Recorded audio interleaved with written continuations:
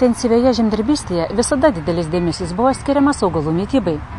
Pastaraisiais metais vis labiau domimasi augalų mityba ir tradicinės technologijos papildomos subtilesniais papildais.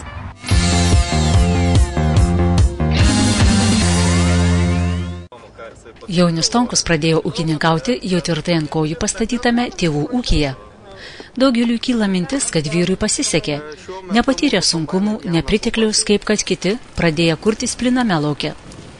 Tačiau kalbantys su jauniumi supranti, kad jaunam žmogui į savo rankas perimti 4000 hektarų stiprų ūkį yra didelė atsakomybė, nes tik nuo tavęs priklauso sėkminga ateitis. Tėvų sukurtas tas ūkis buvo, kaip pasakyti, neradom, o mes galbūt visi kartu dirbom, nes aš kiek po mokslų baigimų, po armijos pradėjau dirbti ūkį ir jau čia beveik 12 metų kaip dirbu.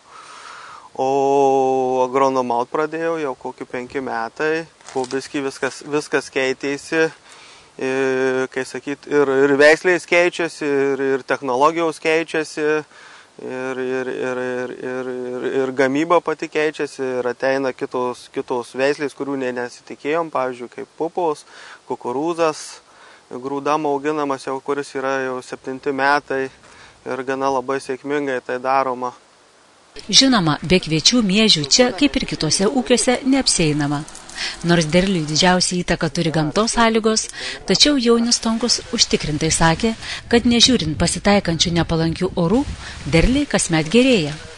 Tai kasgi padeda ūkininkui, kai gamta pašykšti malonės? Pirmiausia, tai mūsų pačių darbas. Naudojamos priemonės, trąšos, mikrotrąšos, chemijos, kurios yra kiekvienais metais vis keičiasi ir tobulėja, tai duoda žymiai geresnį derlių. 45% viso derliaus sudaro kviečių antra klasė. 36% sudaro trečia klasė. 45% antros klasės šiemet yra labai gražiai tipiška savo rodikliais antra klasė. Pavyzdžiui, glitimas yra 26%, baltymai 13%. Labai aukštas kritimo skaičius ir taip pat aukštas hektolitro masė aukšta. Visų klasių kritimo skaičius labai aukštas, jis yra apie 300 sekundžių. Pirmai klasiai iki ekstra klasės pritrūko 1 vieneto hektolitro masės. Dėl augimo sąlygų smulkesni grūdai lėmė, kad vien dėl per mažos hektolitro masės kai kuriuos kviečius teko priskirti žemesniai klasiai, nors kiti rodikliai atitiko antros klasės reikalavimus. Sakyčiau, kad labai geri derliai buvo šįmet, beveik 8 tonos kviečių išėjo, rapsų virš 4 tonų išėjo derliaus. Miežių virš 6 tonų išėjo derliaus, tai skaityčiau, kad labai geri, tik tai vienas turbūt kaip ir visus žemdirbius liūdina vienas dalykas, tai labai prastos kainos. Šiemet grūdų supirkimo kaina apie 50 litų už toną mažesnė nei pernai. Už maistinius kviečius siūloma 500–560 litų už toną. Tačiau, pasak Jauniaus, svarbiausias agronomo darbas yra skaičiuoti, kad į hektarą dedamos investicijos atsipirktų ir duotų pelną. Skaičiavimo paremta ir pasėlių tręšimo technologija, kuri prieš 4 metų papildyta mikroelementinėmis trąšomis. Mikroelementai tai nėra pagrindinis dalykas, kas turėtų sudaryti visą technologiją. Visų pirma, dėrėtų didžiausią dėmesį skirti sėjomainai, žemės dirbimui, atlikti tinkamai darbus laiku, kokybiškai, o tada jau galima kalbėti apie kažkokius tai priedus, mikroelementus, biologinius kažkokius preparatus. Tai tarsi papildas prie pagrindinio tręšimo, duodantis neabejotiną naudą pasėliams. Kodėl vis dėlto prireikia to papildomo maitinimo augalams? Nes vis dėlto šiais laikais norima iš hektaro gauti kiek įmanoma didesnį derlių ir automatiškai technologijos turi būti atidirbtos iki smulkmenų. Ir kaip azotinės NPK trąšos yra pagrindas, tačiau derliaus priedą taip pat duoda ir papildomos priemonės, tai kaip minėjau, mikroelementai, amino rūgštys ir panašiai. Pirmą rugsėjo savaitę ūkyje jau buvo intensyviai sėjami žemkenčiai. Pasėta apie 1200 hektarų ūkyje, tai yra žieminis rapsas pasėtas visas, žieminiai miežiai, kvietrogiai ir šiuo metu yra, kaip matėme, sėjama žieminiai kviečiai pradėti sėti. Rapsas visas yra nupurkštas. Dabar laukiam, kol sudygs, kad galėtume nupurkšti nuo pabirų. O kvietraugiam ir miežiam paskui žiūrėsim, spręsim palei situaciją laukuose, ar reikės kažką tai iš rudens purkšti, ar paliksim pavasarį. Tręšimą visą atliekam faktiškai dirbant žemę pagrindinį, visas trąšas atiduodam su purkštuvais, mes naudojam skystas didumoj ir atiduodam tik tai dirbant žemę.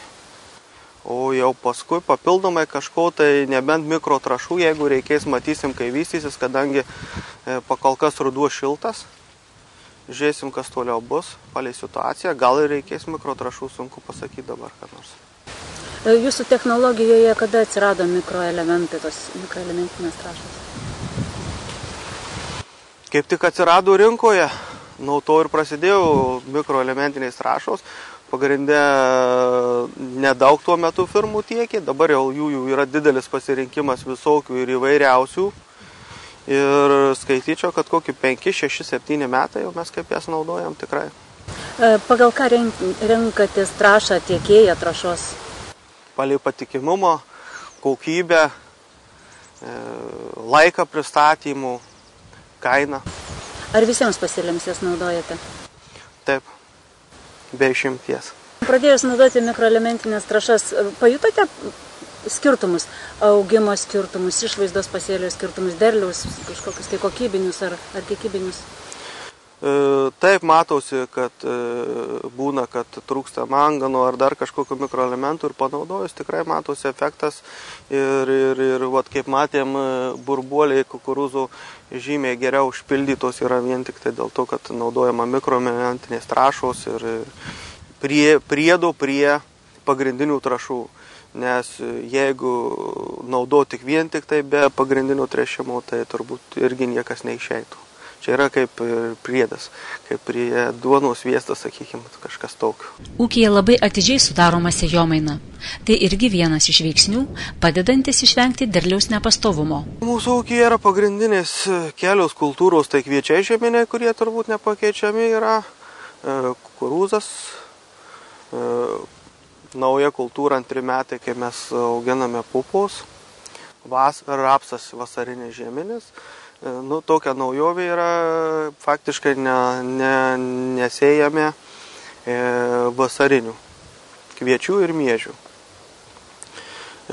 Todėl, kad laiko sąlygos nuėmimas yra labai vėlyvas ir tai būna susijęta su ligomis, kai kuriomis, kad ir purškiama kartais būna net nuo fuzariozės, bet ir tai efektų neduoda, jeigu būna lietinga, sakykime.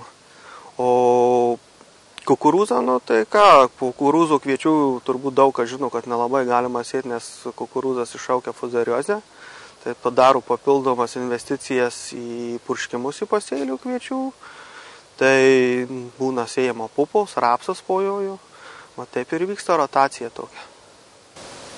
Kiek balų iš 10 duotumėte sėjomainos įtakai pasėlių sveikatingumui, derlingumui? 10. 10. Mažiau kaip savo gali duoti mažiau. Tai yra pagrindinis dalykas, taip?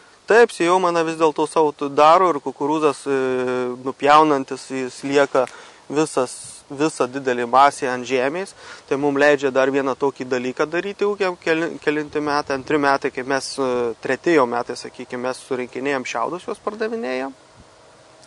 Tai vien tik dėka kukurūzo, kadangi vis dėlto žemės gerinimo, dirvožemio rotacijos būdu visą tai vyksta. Kukurūzų šiemet ūkyje auginama 1500 hektarų. Kitais metais irgi planuojama panašiai sėti. Kaip Jauniaus Stonkaus ūkyje įsitarpuoja, įsipaišo šitie papildomi tręšimai? Su Jaunim mūsų įmonėje Kustodija jau dirba, jeigu neklystu, 7 ar 6 metai, gal netgi daugiau. Ir tikrai esam patenkinti bendradarbiavimu. Jie puikiai supranta, kad mikroelementai yra taip pat reikalingi. Savo technologijose naudoja Plonvit mikroelementinės trąšas visose kultūrose, tiek kukurūzuose, tiek pupose šiais metais kviečiuose, rapsuose. Mikroelementinės trąšos yra pritaikomos kiekvienai žemės ūkio augalų rūšiai, todėl jas reikėtų naudoti pagal paskirtį, jei norima geriausio rezultato. Ar reikia labai stebėti ir taikyti, kada mikroelementinės trąšas atiduoti?